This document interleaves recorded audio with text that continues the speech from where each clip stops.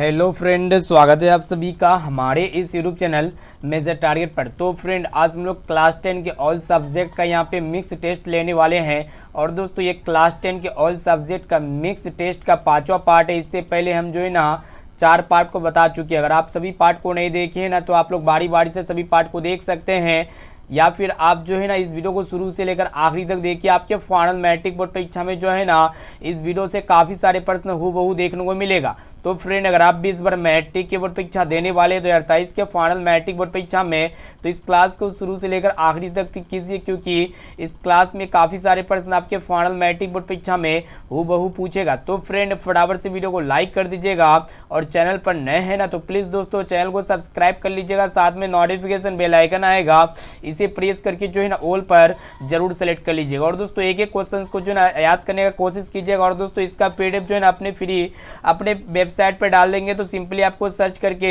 यहाँ पे देखना है कि measuretargets.com, ठीक है। आपको लास्ट में बताया जाएगा कि इसका पीडीएफ कैसे डाउनलोड कर सकते हैं। तो यहाँ पे टेस्ट को शुरू से लेकर आखिरी तक दीजिए।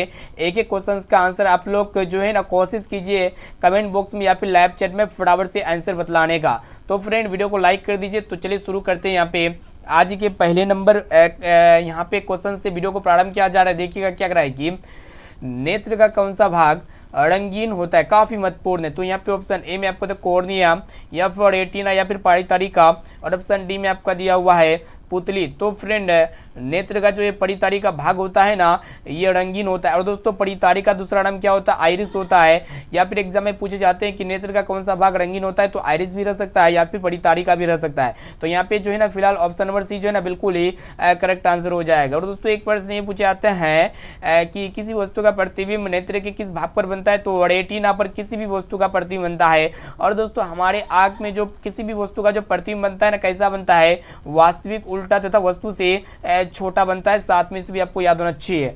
अब चलिए दोस्तों देखते हैं यहाँ पे नेक्स्ट क्वेश्चन। तो फ्रेंड, यहाँ पे देखिएगा दूसरा नंबर प्रश्न जो कि मैथ का काफी महत्वपूर्ण वीवीआई क्वेश्चन है। देखिएगा क्या कराए कि यहाँ पे आपको बताना है कि एबीसी एक समकोण त्रिभुज है जिसमें कौन सी बराबर 90 डिग्री। तो यहाँ पे कोस ए प्लस बी का मान ज्ञात करना है, ठीक है। तो चलिए दोस्तों, सबसे पहले यहाँ पे जो है ना एक समकोण त्रिभुज एबीसी बना लेते हैं जिनका कोण सी 90 डिग्री होगा। तो फ्रेंड, यहाँ पे कुछ इस प्रकार त्रिभुज होगा। तो यहाँ पे इस प्रश्न को ध्यान से देखिएगा तभी आपको इसको समझ में आएगा। तो सबसे पहले यहाँ पे ए हो गया, इसका नाम ये हो गया आपका बी, और दोस्तों इसका नाम हो गया सी। तो यहाँ पे 3 कोण है, त्रिभुज का 3 कोण होता है। और दोस्तों यहाँ पे जो सी है ना, ये 90 डिग्री है, यानी कि समकोण है। और दोस्तों यहाँ पे हमको पता होना चाहिए जो समकोण होता है ना, समकोण के यहाँ पे त्रिभुज जो होता है, त्रिभुज के तीनों कोणों का योग कितना होता है? 180 डिग्री होता है। यहाँ पे एक कोण जो है ना 90 डिग्री है। तो यहाँ पे कोण ए और कोण बी दोनों मिलकर के कितना प्राप्त होगा? दोनों मिलकर के कितना होना चाहिए? 90 डिग्री होना चाहिए। क्योंकि यहाँ पे दोस्तों, यहाँ पे हम लोग जानते हैं कि कौन सी जो है ना पहले से 90 डिग्री दिया हुआ, यानी कि समकोण है। तो यहाँ पे टोटल तीनों कोणों का ये कितना होता है? तो 180 डिग्री होता है। तो यहाँ पे ए और बी ये दोनों कोण मिल करके कितना प्राप्त हो जाएगा? 90 डिग्री प्राप्त होगा, ठीक है। क्योंकि यहाँ पे कौन सी 90 डिग्री है। तो यहाँ पे दोस्तों, यहाँ पे क्या पूछ रहा है कि कोस ए प्लस कोस बी का मान पूछ रहा है, ठीक है। कोस ए प्लस कोस बी। तो सिंपली यहाँ पे हम लोग कुछ नहीं करेंगे। तो यहाँ पे दोस्तों ध्यान से देखिएगा, कोस ए प्लस बी की जगह हम लोग क्या लिख सकते हैं? 90 डिग्री लिख सकते हैं, इसमें कोई दिक्कत नहीं है। और दोस्तों, कोस 90 डिग्री का मान कितना होता है? 0 होता है, ये सभी को पता होना चाहिए। यानी कि यहाँ पे ए वाला ऑप्शन जो है ना बिल्कुल ही करेक्ट आंसर हो जाएगा। उम्मीद करते हैं कि ये प्रश्न जो है ना आपको काफी अच्छी तरीके से समझ में आ चुका होगा। अब चलिए दोस्तों देखते हैं यहाँ पे तीसरा नंबर प्रश्न जो कि बहुत ही महत्वपूर्ण है। क्या कराएगी? आधुनिक आवर्त सारणी में क्षैतिज कतारों को क्या कहते हैं? बहुत ही महत्वपूर्ण है। तो यहाँ पे ऑप्शन ए में आपका दिया हुआ है आवर्त, या फिर समूह, या फिर कोष, और ऑप्शन डी में आपका दिया इनमें से कोई नहीं। तो फ्रेंड है, जो आधुनिक आवर्त सारणी होते हैं ना, इसमें क्षैतिज कतार कुछ इस प्रकार होता है, ठीक है। तो इसे हम लोग क्या कहते हैं वही आपको बताना है। तो फ्रेंड है, आधुनिक आवर्त सारणी में क्षैतिज कतारों को क्या कहा जाता है? आवर्त कहा जाता है। यानी कि यहाँ पे ए वाला ऑप्शन जो है ना बिल्कुल ही करेक्ट आंसर हो जाएगा। और दोस्तों, आधुनिक आवर्त सारणी में आवर्तों की संख्या कितनी होती है? 7 होती है। और दोस्तों, जो आधुनिक आवर्त सारणी होते हैं इसमें कितने वर्ग होते हैं? तो 18 वर्ग होते हैं। साथ में इसी भी आप लोग याद कर लीजिए। अब चलिए दोस्तों देखते हैं यहाँ पे नेक्स्ट क्वेश्चन जो कि बहुत ही महत्वपूर्ण है। तो फ्रेंड, प्रश्न क्या कराए कि यहाँ पे आपको बताना है कि आर्थिक विकास का तीसरा क्षेत्र क्या है। तो यहाँ पे ऑप्शन ए में आपको कृषि क्षेत्र या फिर विज्ञान क्षेत्र या फिर शिक्षा क्षेत्र या फिर सेवा क्षेत्र। तो फ्रेंड आर्थिक विकास का जो तीसरा क्षेत्र है ना सेवा क्षेत्र है। और दोस्तों ये सेवा क्षेत्र को जो है ना तृतीय क्षेत्र भी कहा जाता है, यानी कि यहाँ पे डी वाला ऑप्शन जो है ना बिल्कुल ही करेक्ट आंसर हो जाएगा। और दोस्तों प्राथमिक क्षेत्र किसे कहा जाता है, तो कृषि क्षेत्र को जो है ना प्राथमिक क्षेत्र भी कहा जाता है, साथ में इसे भी आपको याद होना चाहिए। अब चलिए दोस्तों देखते हैं यहाँ पे 5 नंबर प्रश्न को देखिएगा, जो कि बहुत ही महत्वपूर्ण क्या करा है कि वायुमंडल में किस रंग का प्रकीर्णन अधिक होता है, यानी कि सबसे ज्यादा होता है। तो फ्रेंड ऑप्शन ए में आपको दिया लाल रंग का या फिर नीला रंग का या फिर पीला रंग का या फिर नारंगी रंग का। तो फ्रेंड वायुमंडल में जो कलर होते हैं नीला रंग ना, इनका प्रकीर्णन सबसे ज्यादा होता है। यही नीले रंग के प्रकीर्णन के कारण हमें आसमान का कलर कैसा दिखाई देता है, नीला दिखाई देता है, साथ में इसे भी आपको याद होना चाहिए। अब चलिए दोस्तों देखते हैं यहाँ पे नेक्स्ट क्वेश्चन। तो फ्रेंड ये जो ना मैथ्स का प्रश्न अच्छी तरह से इसको देखिएगा, क्या कराएगी यहाँ पे आपको बताना है कि द्विघात बहुपद x into 2x minus 5 minus 3 के शून्यकों का योग क्या होगा। बहुत ही सिंपल प्रश्न है। तो फ्रेंड यहाँ पे द्विघात बहुपद दिया हुआ है, यहाँ पे जो है ना ये आपका जो है ना सिंपलेस्ट फॉर्म में नहीं है, यहाँ पे जो है ना इसको हम लोग क्या करेंगे द्विघात बहुपद के व्यापक रूप में लेके आएंगे, ठीक है। तो फ्रेंड द्विघात बहुपद का व्यापक रूप में क्या होता है कि यहाँ पे x को 2x से गुणा करेंगे तो यहाँ पे आपका क्या प्राप्त हो जाएगा 2x स्क्वायर प्राप्त हो जाएगा। फिर यहाँ पे 5 को x से गुणा करेंगे तो 5x हो जाएगा और दोस्तों यहाँ पे -3 हो जाएगा। तो फ्रेंड यहाँ पे शून्यकों का योग का फॉर्मूला क्या होता है, जिसको हम लोग अल्फा प्लस बीटा कहते हैं। तो अल्फा प्लस बीटा बराबर क्या होता है -b/a होता है, ठीक है। तो सबसे पहले यहाँ पे आपको b पता होना चाहिए। तो फ्रेंड b जो होता है ना वो आपका कितना होगा, जो x के साथ जो x का जो कोफिशिएंट होता है ना -5 आपका क्या हो जाएगा b हो जाएगा। और यहाँ पे a जो होता है ना प्रथम पद होता है, जो x स्क्वायर के साथ जो गुणा में होता है आपका 2 है, ठीक है। तो यहाँ पे a का मान क्या प्राप्त हो गया 2 प्राप्त हो गया और b का मान -5 प्राप्त हो गया। तो चलिए इसको शानदार तरीके से सोल्व करते हैं। तो फ्रेंड यहाँ पे फॉर्मूला में जो है ना b के साथ -5 है, सॉरी यहाँ पे b के साथ क्या है माइनस है, तो यहाँ पे हम लोग माइनस लिख देंगे। और यहाँ पे देखिएगा दोस्तों b का मान कितना प्राप्त हुआ है -5 प्राप्त हुआ है बटे a जो होता है ना दोस्तों यहाँ पे x स्क्वायर का गुणा कितना प्राप्त हुआ 2 प्राप्त हुआ। तो फ्रेंड यहाँ पे क्या होगा कि माइनस माइनस प्लस हो जाएगा, यानी कि 5/2, जो कि यहाँ पे जो है ना 5 जो ऑप्शन नंबर डी में दिया हुआ है, यानी कि यहाँ पे डी वाला ऑप्शन जो है ना बिल्कुल ही करेक्ट आंसर हो जाएगा। अब चलिए दोस्तों देखते हैं यहाँ पे नेक्स्ट क्वेश्चन, जो कि बहुत ही महत्वपूर्ण है। तो फ्रेंड यहाँ पे 7 नंबर प्रश्न को देखिएगा, क्या करा है कि प्रकाश के किस घटना के कारण सूर्य हमें वास्तविक सूर्योदय से लगभग 2 मिनट पूर्व दिखाई देने लगता है। बहुत ही महत्वपूर्ण है। तो यहाँ पे ऑप्शन ए में आपको परावर्तन या फिर वायुमंडलीय अपवर्तन या फिर पराकिरणन या फिर इनमें से कोई नहीं। तो फ्रेंड आपको पता होना चाहिए कि प्रकाश के वायुमंडलीय अपवर्तन के कारण सूर्य हमें वास्तविक रूप से सूर्योदय से लगभग 2 मिनट पहले ही दिखाई देता है, यानी कि यहाँ पे बी वाला ऑप्शन जो है ना बिल्कुल ही करेक्ट आंसर हो जाएगा। और दोस्तों वायुमंडल में जो है ना बहुत सारे परत होते हैं और सबका अपवर्तनांक क्या होते हैं भिन्न भिन्न होते हैं, ठीक है। और यही कारण से हमें जो होते हैं ना 2 मिनट पहले दिखाई देता है सूर्योदय से सूर्य। अब चलिए दोस्तों देखते हैं यहाँ पे नेक्स्ट क्वेश्चन, जो कि बहुत ही महत्वपूर्ण है। तो फ्रेंड यहाँ पे 8 नंबर प्रश्न को देखिएगा, क्या करा है कि दीर्घकालीन ऋण कौन प्रदान करता है। ऑप्शन ए में आपका कृषक महाजन या फिर ऑप्शन बी है भूमि विकास बैंक या फिर प्राथमिक शिक्षा, यहाँ पे ऑप्शन सी में आपका दिया प्राथमिक कृषि साख समिति या फिर इनमें से कोई नहीं। तो फ्रेंड दीर्घकालीन ऋण जो प्रदान करता है ना कौन करता है, भूमि विकास बैंक प्रदान करता है,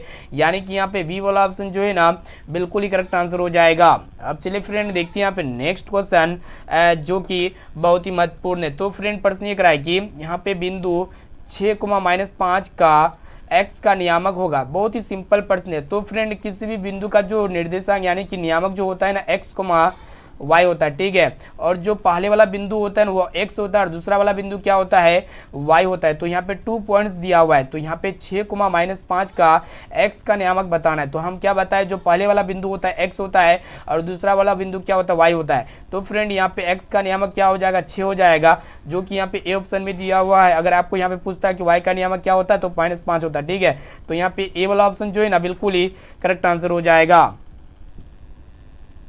अब चलिए दोस्तों देखते हैं यहाँ पे 10 नंबर प्रश्न को देखिएगा, जो कि बहुत ही महत्वपूर्ण है कि निम्न में से कौन लेंस का आवर्धन यानी कि एम होता है। तो फ्रेंड ऑप्शन ए में आपका दिया हुआ यू बटे भी, या फिर भी बटे यू, या फिर यू प्लस भी, या फिर यू इंटू वी ए। तो फ्रेंड आपको पता होना चाहिए जो मैग्निफिकेशन यानी कि जो आवर्धन होते हैं ना, ये भी बटे यू के इक्वल होता है। तो फ्रेंड कहने का अर्थ है जो आवर्धन होते हैं ये क्या होते हैं, प्रतिबिंब दूरी तथा वस्तु दूरी के अनुपात को हम लोग क्या कहते हैं, आवर्धन कहते हैं। यानी कि यहाँ पे बी ऑप्शन में दिया हुआ है, यानी कि यहाँ पे बी वाला ऑप्शन जो है ना बिल्कुल ही करेक्ट आंसर हो जाएगा। अब चलिए फ्रेंड देखते हैं यहाँ पे नेक्स्ट क्वेश्चन। तो फ्रेंड उससे पहले अगर आप अभी तक हमारे चैनल को सब्सक्राइब नहीं किया ना, तो प्लीज़ दोस्तों जल्दी से हमारे चैनल को सब्सक्राइब करके हमारा सदस्य बन जाइए, क्योंकि यहाँ पे मेजर टारगेट पे जो है ना आपको फ्री ऑफ कॉस्ट क्लास मिलता है। ठीक है, यहाँ पे आपको जो है ना साथ में नोट्स भी मिलेगा फ्री ऑफ कॉस्ट। तो आप लोग नोट्स कैसे डाउनलोड कीजिएगा तो वीडियो के लास्ट में बताया जाएगा। तो जब तक जो है ना दोस्तों वीडियो को लाइक कीजिए, चैनल को सब्सक्राइब नहीं किया ना, तो प्लीज़ दोस्तों जल्दी से फटाफट से चैनल को भी सब्सक्राइब कर लीजिएगा।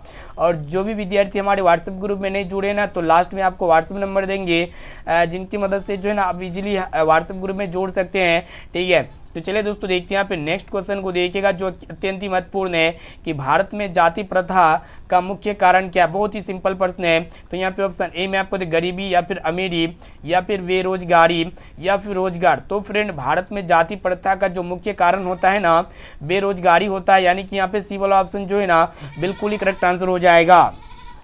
अब चलिए दोस्तों देखते हैं यहाँ पे नेक्स्ट क्वेश्चन को देखिएगा, जो कि बहुत ही महत्वपूर्ण है कि यदि समीकरण 3x - y बराबर 5 और 6x - 2y बराबर के कोई हल ना हो तो के का मान ज्ञात करना। बहुत ही सिंपल प्रश्न है। तो यहाँ पे के जो है ना, यानी कि यहाँ पे जो के है इसका वैल्यू ज्ञात करना है।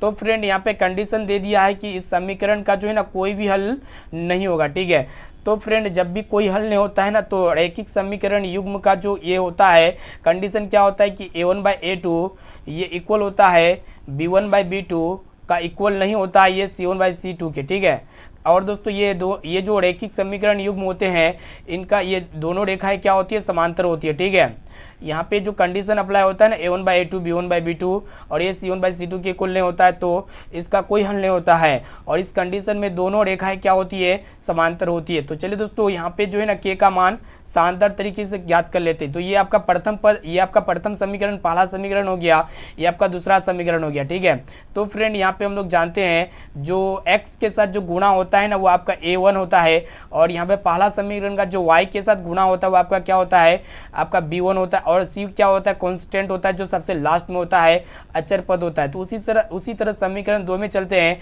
ये क्या होता है, a2 होता है, ये आपका b2 होता है, और दोस्तों ये आपका कांस्टेंट c2 होता है। तो यहाँ पे मान पुट करते हैं, उसके बाद आंसर इजीली प्राप्त हो जाएगा। तो फ्रेंड यहाँ पे a1 का मान कितना दिया हुआ है, जो x के साथ गुणा में कितना है, 3 है। तो यहाँ पे 3/a2 का मान कितना है दोस्तों, यहाँ पे 6 है। तो यहाँ पे 6 लिख देंगे, इक्वल हो जाएगा। यहाँ पे दोस्तों b1 का मान कितना दिया हुआ, जो y के साथ गुणा में क्या है, -1 है। तो सिंपली यहाँ पे -1 और दोस्तों b2 जो होते हैं ना, ये दूसरा समीकरण का y का गुणांक होता है। तो y के साथ गुणा में कितना दिया हुआ, -2 दिया हुआ है, तो -2 बराबर। और दोस्तों ये c1 जो होते हैं ना, पहले समीकरण का कांस्टेंट जो अचर पद होता है वो आपका 5 है, जो आपका c होता है, c1 होता है। और यहाँ पे c2 जो दूसरा समीकरण का होता है, जो सबसे लास्ट में होता है वो k होता है। तो चलिए फ्रेंड यहाँ पे हमको जो है ना k का मान ज्ञात करना है। हम लोग क्या करेंगे, इसको और इसको दोनों को इक्वल करेंगे, यहाँ पे नोट इक्वल होगा। ठीक है, तो यहाँ पे चलिए दोस्तों सोल्व करते हैं। तो यहाँ पे कितना दिया हुआ है, -1/-2 बराबर 5/k है। ठीक है, तो चलिए फ्रेंड यहाँ पे क्या हो रहा है कि माइनस से माइनस कैंसिल हो जा रहा है। तो यहाँ पे जब इसको क्रॉस मल्टीप्लिकेशन करेंगे, के को 1 से गुणा करेंगे तो के हो जाएगा 5 को 2 से गुणा करेंगे तो 5 दूना 10 हो जाएगा। तो यहाँ पे नॉट इक्वल होगा, क्योंकि यहाँ पे b1/b2 नॉट इक्वल c1/c2 इसी को हम लिए हैं। तो यहाँ पे k का मान कितना प्राप्त हो गया, k नॉट इक्वल 10, जो कि ऑप्शन बी में आपका दिया हुआ है। यानी कि यहाँ पे बी वाला ऑप्शन जो है ना बिल्कुल ही करेक्ट आंसर हो जाएगा। उम्मीद करते हैं कि ये भी प्रश्न जो है आपको काफ़ी अच्छी तरीके से समझ में आ चुका होगा। तो जल्दी से फटाफट से वीडियो को लाइक भी कर दीजिएगा दोस्तों। चलिए फ्रेंड देखते हैं यहाँ पे 13 नंबर प्रश्न को देखिएगा क्या करा है कि फूल का कौन सा भाग फल में बदलता है। बहुत ही महत्वपूर्ण है। तो यहाँ पे 4 ऑप्शन दिया हुआ है। तो देखिएगा ऑप्शन ए में आपको तो पुंकेसर या फिर स्त्री केसर या फिर अंडाशय या फिर बीजांड। बहुत सारे विद्यार्थी इस प्रश्न को गलत कर देते हैं कि फूल का कौन सा भाग फल बनाता है, तो बीजांड कर देते हो। बीजांड नहीं होगा बल्कि आपका अंडाशय होगा। फूल का कौन सा भाग फल बनाता है, फल में बदलता है, तो अंडाशय जो है ना ये फूल का एक पार्ट होता है जो फल में बदलता है, जो कि इसी ऑप्शन में दिया हुआ सी वाला ऑप्शन जो है ना बिल्कुल ही करेक्ट आंसर हो जाएगा। इस टेस्ट को शुरू से लेकर आखिरी तक देखिए। आज के इस टेस्ट में जो है ना क्लास 10 के ऑल सब्जेक्ट यहाँ पे हम लोग देख रहे हैं, जिसको हम लोग मिक्स टेस्ट कहते हैं। इसमें 30 क्वेश्चंस को सिलेक्ट किए जो आपके गत वर्ष में 10 बार से भी ज़्यादा बार एक प्रश्न पूछा जा चुका है, और इस बार जो 28 के फाइनल मैट्रिक बोर्ड परीक्षा में ये सभी प्रश्न जो है ना 100% पूछे जाएंगे। अगर आप भी इस बार मैट्रिक बोर्ड परीक्षा देने वाले हैं ना, तो एक भी क्वेश्चन को स्किप नहीं करना है, एक एक क्वेश्चन को जो है ना अच्छी तरह से याद करते हुए जाना है। और दोस्तों एक एक क्वेश्चन का आंसर जो है ना आपको कमेंट बॉक्स में या फिर लाइव चैट में फटाफट से कमेंट कीजिएगा, ठीक है। तो चलिए दोस्तों देखते हैं यहाँ पे 14 नंबर प्रश्न को देखिएगा क्या करा है कि स्वर्णिम चतुर्भुज संबंधित है।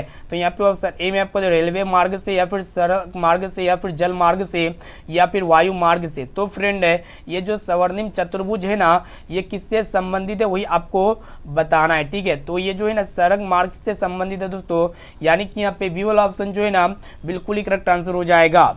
अब चलिए दोस्तों देखते हैं यहाँ पे नेक्स्ट क्वेश्चन, जो कि 15 नंबर प्रश्न भी बहुत ही महत्वपूर्ण है कि मेंडल ने अपने प्रयोगों के लिए किस पौधे को चुना। बहुत ही महत्वपूर्ण है। तो यहाँ पे ऑप्शन ए में आपको आम या फिर गुलाब या फिर गेहूं या फिर मटर। तो फ्रेंड मेंडल ने अपने प्रयोगों के लिए जो है ना गुलाब के मटर के पौधे का चयन किया, जो कि यहाँ पे डी ऑप्शन में दिया हुआ है, यानी कि यहाँ पे डी वाला ऑप्शन जो है ना बिल्कुल ही करेक्ट आंसर हो जाएगा।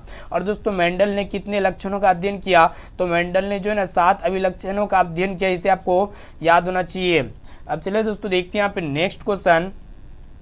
तो फ्रेंड यहाँ पे 16 नंबर प्रश्न को देखिएगा क्या कराएगी कि सेन साहब किस तरह के आदमी थे। बहुत ही महत्वपूर्ण है। तो यहाँ पे ऑप्शन ए में आपको अहंकारी या फिर तानाशाही या फिर मूर्ख या फिर विद्वान। तो फ्रेंड ये जो सेन साहब थे ना, ये तानाशाही किस्म का व्यक्ति था, यानी कि यहाँ पे हमारा बी वाला ऑप्शन जो है ना बिल्कुल ही करेक्ट आंसर हो जाएगा। अब चलिए दोस्तों देखते हैं यहाँ पे नेक्स्ट क्वेश्चन, जो कि मैथ्स का प्रश्न है, बहुत ही महत्वपूर्ण है। क्या कराए कि निम्न में से कौन सा संख्या एक घटना होने की प्रायिकता नहीं हो सकती है। तो यहाँ पे 4 संख्या दिया हुआ, जिनमें से एक संख्या ऐसा होगा जो घटना होने की प्रायिकता नहीं हो सकता है, ठीक है। तो चलिए दोस्तों इसको पता होना चाहिए घटना होने की प्रायिकता क्या क्या होता है। जो भी 0 से 1 के बीच जो भी संख्या होता है ना, उसकी घटना होने की प्रायिकता होता है। और प्रतिशत में कहा जाए तो जो संख्या 0 से 100% के बीच में होता है ना, तो वो घटना होने की प्रायिकता होता है, ठीक है। तो फ्रेंड यहाँ पे घटना होने की प्रायिकता का बात कर रहे हैं। सबसे पहले जो भी संख्या होता है ना 0 से 1 के बीच होता है, तो घटना होने की प्रायिकता का ये होता है। और दोस्तों प्रतिशत में बोला जाए तो 0 से 100% के बीच रहेगा ना, तो घटना होने की प्रायिकता होती है, ठीक है। और यहाँ पे घटना होने की प्रायिकता कौन नहीं होगा, तो फ्रेंड यहाँ पे 3 दिया हुआ है, जो कि ये 3 जो है ना क्या है कि घटना होने की प्रायिकता 0 और 1 के बीच में है, 3 नहीं है ना। यहाँ पे यहाँ पे ऑप्शन में जो है ना, यहाँ पे ऑप्शन को आप सुधार लीजिएगा। यहाँ पे 3 बटे या फिर यहाँ पे आप कर सकते हैं 2/3। यहाँ पे आप लोग क्या कीजिएगा दोस्तों, 2/3 कीजिएगा। तो 2/3 यहाँ पे ऑप्शन ए में होगा। 2/3 को अगर हम यहाँ पे सोल्व करते हैं, अगर भाग करेंगे तो 0.6 आएगा, जो कि 0 और 1 के बीच में 0.6 होता है, इसकी प्रायिकता होती है। अगर ऑप्शन बी को चेक किया जाए तो दोस्तों यहाँ पे आप लोग याद रखिएगा, जो भी संख्या अगर नेगेटिव में रहेगा ना, तो उसकी प्रायिकता नहीं होगा। और यहाँ पे ऑप्शन सी को चेक किया जाए, यहाँ पे क्या है कि 0.7, जो कि 0 और 1 के बीच में है, इसकी प्रायिकता होगी। और ये 15%, जो कि 0 और 100% के बीच में है, इसकी भी प्रायिकता होगी और इसकी भी प्रायिकता होगी। और ऑप्शन ए की भी प्रायिकता होगी, लेकिन बी वाला ऑप्शन की प्रायिकता नहीं होगी, क्योंकि ये नेगेटिव में है, ठीक है। और ऋणात्मक जो होते हैं ना, ये अगर संख्या के साथ नेगेटिव आता है ना, माइनस आता है, तो उसकी प्रायिकता नहीं हो सकती है, जो कि यहाँ पे बी वाला ऑप्शन भी दिया हुआ है। यानी कि यहाँ पे बी वाला ऑप्शन जो है ना बिल्कुल ही करेक्ट आंसर हो जाएगा। अब चलिए दोस्तों देखते हैं यहाँ पे नेक्स्ट क्वेश्चन को देखिएगा क्या कराए कि किस प्रकार के शोषण से अधिक ऊर्जा मुक्त होती है। बहुत ही महत्वपूर्ण है। तो यहाँ पे ऑप्शन ए में आपको वायवीय शोषण या फिर अवायवीय शोषण या फिर दोनों या फिर इनमें से कोई नहीं। तो फ्रेंड है ये जो वायवीय शोषण होते हैं ना, इसमें अधिक ऊर्जा मुक्त होती है। और दोस्तों ये वायवीय शोषण जो होती है ना, ऑक्सीजन की उपस्थिति में संपन्न होती है। और दोस्तों वायुमंडल में कितने प्रतिशत ऑक्सीजन गैस है, तो लगभग 21% है, 7 में से भी आपको याद होना चाहिए। और दोस्तों ये जो अवायवीय शोषण होते हैं ना, कि ऑक्सीजन के अनुपस्थिति में संपन्न होती है, 7 में से भी आपको याद होना चाहिए। अब चलिए फ्रेंड देखते हैं यहाँ पर नेक्स्ट क्वेश्चन को देखिएगा क्या करा है कि सुनामी का प्रमुख कारण क्या है। तो यहाँ पे ऑप्शन ए में आपको दे समुद्र में भूकंप का आना, या फिर मैदानी क्षेत्रों में भूकंप का आना, या फिर पर्वत पर भूकंप का आना, या फिर इनमें से कोई नहीं। तो फ्रेंड है सुनामी का जो प्रमुख और मेन कारण होता है ना, क्या होता है कि समुद्र में भूकंप का आना होता है, यानी कि यहाँ पे ए वाला ऑप्शन जो है ना बिल्कुल ही करेक्ट आंसर हो जाएगा। और दोस्तों ये जो सुनामी शब्द है ना जापानी वर्ड है, जापानी शब्द है, इसे आपको याद होना चाहिए। अब चलिए दोस्तों देखते हैं यहाँ पे नेक्स्ट क्वेश्चन को देखिएगा जो कि बहुत ही महत्वपूर्ण है। क्या करा है कि लोहे के फ्राइंग पैन के जंग से बचाने के लिए निम्न में से कौन सी विधि उपयुक्त है। तो फ्रेंड लोहे को पेन मतलब अगर पेन कर देते जंग से बचाने के लिए, उस पर हम लोग क्या करते हैं ग्रीज लगाते हैं, पेंट लगाते हैं और जिंक की परत चढ़ा करते हैं, यानी कि ये तीनों का उपयोग करते हैं, जो कि यहाँ पे डी ऑप्शन में दिया हुआ है, यानी कि यहाँ पे डी वाला ऑप्शन जो है ना बिल्कुल ही करेक्ट आंसर हो जाएगा। अब चलिए फ्रेंड देखते हैं यहाँ पे नेक्स्ट क्वेश्चन जो कि मैथ्स का प्रश्न जो कि बहुत ही महत्वपूर्ण है, और ये प्रश्न जो है ना 100% आपके फाइनल मैट्रिक बोर्ड परीक्षा में पूछे जाएंगे। तो फ्रेंड प्रश्न ये कराए कि निम्न में से कौन कोसेक थीटा के बराबर है। तो फ्रेंड यहाँ पे देखिएगा ध्यान से, जो कोसेक थीटा जो इक्वल होते हैं ना 1/sin थीटा के इक्वल होता है, ठीक है। और दोस्तों यहाँ पे देखिएगा ऑप्शन ए में आपका दिया कोस थीटा बटे साइन थीटा, ये किसके बराबर होता है, टेन थीटा के बराबर होता है। और दोस्तों यहाँ पे बी में आपका दिया 1/sec थीटा, ये जो होते हैं ना कोस थीटा के इक्वल होता है। और दोस्तों ऑप्शन सी में आपका दिया हुआ है 1/sin थीटा, ये जो होते हैं ना किसके बराबर होते हैं, कोसेक थीटा के इक्वल होते हैं, ठीक है। और यहाँ पे ऑप्शन डी में आपका दिया हुआ साइन थीटा बटे कोट थीटा, ये जो होते हैं ना टेन थीटा के इक्वल होते हैं, ठीक है। यहाँ पे देखिएगा कोस थीटा बटे साइन थीटा किसके इक्वल होगा, कोट थीटा के इक्वल होगा, ठीक है। इसे आप लोग याद रखिएगा दोस्तों। यहाँ पे देखिएगा यहाँ पे कोसेक थीटा किसके इक्वल होगा, 1/sin थीटा के इक्वल होगा, जो कि ऑप्शन सी में आपका दिया हुआ है, यानी कि यहाँ पे सी वाला ऑप्शन जो है ना बिल्कुल ही करेक्ट आंसर हो जाएगा।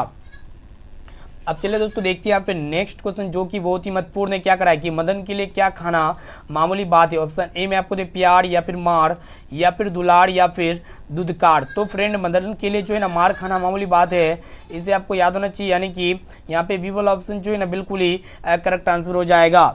अब चलिए दोस्तों देखते हैं यहाँ पे 23वें प्रश्न को देखिएगा जो कि बहुत ही महत्वपूर्ण है। क्या करा है कि हमारे घर में विद्युत आपूर्ति की जाती है, बहुत ही महत्वपूर्ण है, ठीक है। तो फ्रेंड हमारे घर में जो विद्युत आपूर्ति यानी कि इलेक्ट्रिक करंट का जो सप्लाई होता है ना 220 वोल्ट पर इलेक्ट्रिक करंट जो होते हैं क्या होते हैं, दिष्ट धारा होती है, या फिर 12 वोल्ट पर प्रत्यावर्ती धारा होते हैं, या फिर 220 वोल्ट पर प्रत्यावर्ती धारा होती है, या फिर 12 वोल्ट पर दिष्ट धारा होते हैं। तो फ्रेंड हमारे घर में जो इलेक्ट्रिक करंट का जो सप्लाई होता है 220 वोल्ट पर एसी करंट यानी कि प्रत्यावर्ती धारा होती है, जो कि यहाँ पे सी ऑप्शन में दिया हुआ है, यानी कि यहाँ पे सी वाला ऑप्शन जो है ना बिल्कुल ही करेक्ट आंसर हो जाएगा।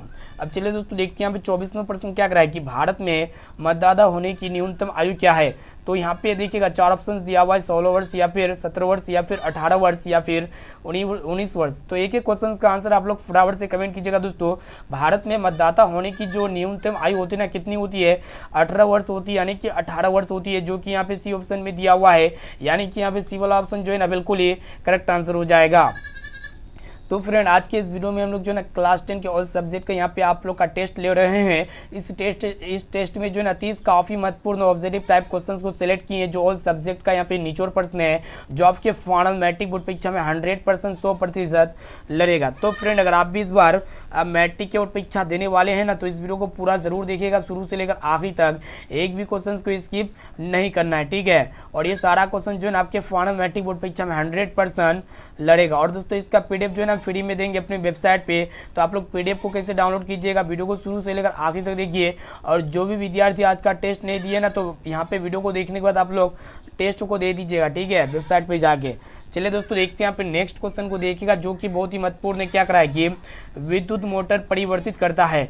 तो फ्रेंड जो इलेक्ट्रिक मोटर होते हैं ना, ये किसको परिवर्तित करता है, परिवर्तित करता है। तो यांत्रिक ऊर्जा को विद्युत ऊर्जा में, या फिर रासायनिक ऊर्जा को विद्युत ऊर्जा में, या फिर प्रकाश ऊर्जा को विद्युत ऊर्जा में, या फिर विद्युत ऊर्जा को यांत्रिक ऊर्जा में। तो फ्रेंड जो विद्युत मोटर होते हैं ना, किस में चेंजिंग करता है, विद्युत ऊर्जा को यांत्रिक ऊर्जा में चेंजिंग करता है, यानी कि यहाँ पे डी वाला ऑप्शन जो है ना बिल्कुल ही करेक्ट आंसर हो जाएगा।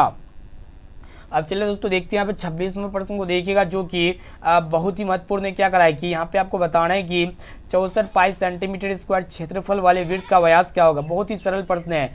तो सबसे पहले यहाँ पे दोस्तों एक वृत्त बना लेते हैं हम। ये एक तरह का विड्थ है, ठीक है। तो यहाँ पे विड्थ का व्यास ज्ञात करना, ये जो होते हैं ना क्या होते हैं, विड्थ का व्यास होते हैं। और दोस्तों ये जो यहाँ पे क्या होते हैं, सेंटर होते हैं यानी कि केंद्र होते हैं। और दोस्तों यहाँ से यहाँ तक की दूरी क्या कहलाती है, त्रिज्या कहलाती है। और दोस्तों व्यास जो होते हैं ना, त्रिज्या का 2 गुना होता है।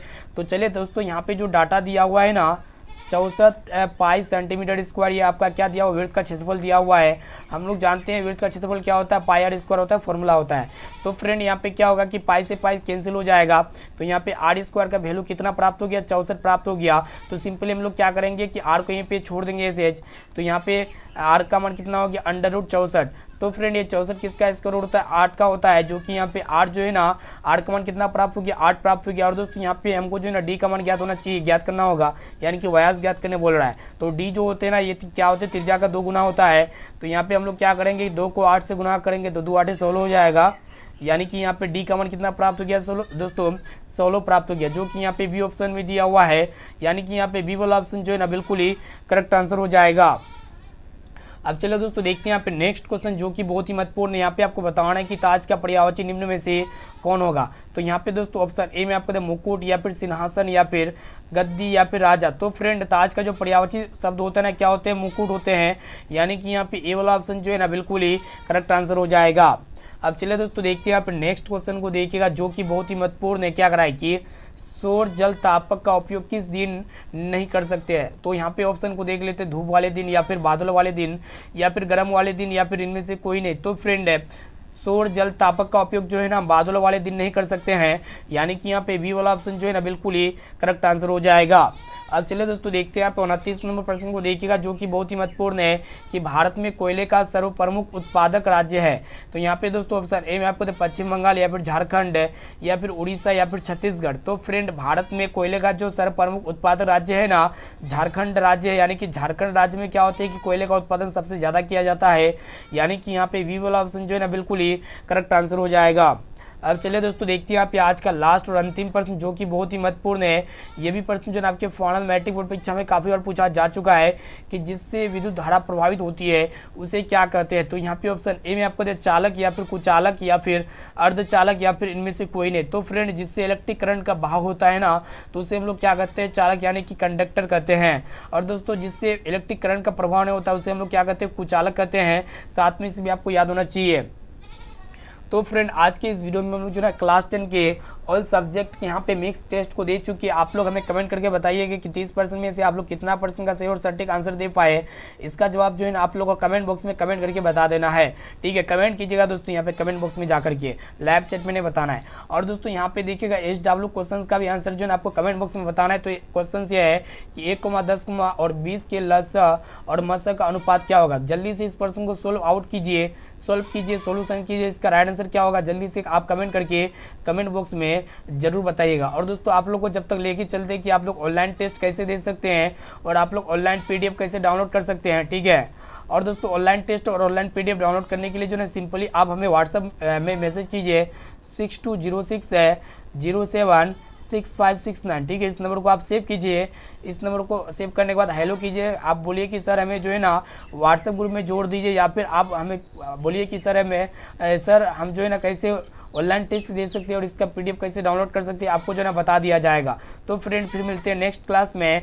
Thank you. अभी तक आप वीडियो को लाइक नहीं किया ना तो जल्दी से वीडियो को लाइक कर दीजिएगा। दोस्तों चैनल पर नए हैं ना तो प्लीज़ दोस्तों जल्दी से फटाफट से चैनल को सब्सक्राइब कर लीजिएगा। साथ में नोटिफिकेशन बेल आइकन आएगा, इसे प्रेस करके ऑल पर जरूर सेलेक्ट कर लीजिएगा। और दोस्तों फिर मिलते हैं 6:30 बजे के क्लास में। आज के लिए इतना है। Thank you. वंदे मातरम।